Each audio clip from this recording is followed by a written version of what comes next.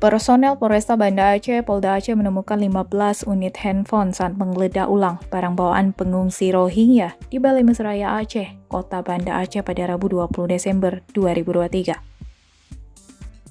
Kabid Humas Polda Aceh, Kombes Joko Kristianto menyebutkan dari total 15 unit handphone yang ditemukan pihaknya, 3 diantaranya merupakan smartphone.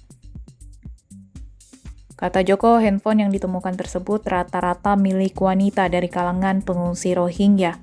Petugas juga telah mendata para pemilik dan akan melakukan pemeriksaan lebih lanjut. Kemudian handphone yang sebagian masih aktif itu juga akan dijadikan barang bukti untuk kepentingan penyelidikan.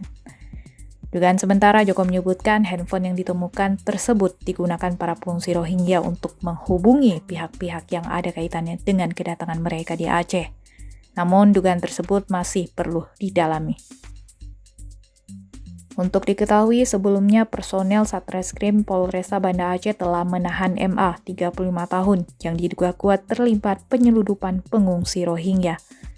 Selain MA, polisi juga masih menahan 10 pengungsi Rohingya. Saat ini mereka masih menjalani pemeriksaan secara intensif.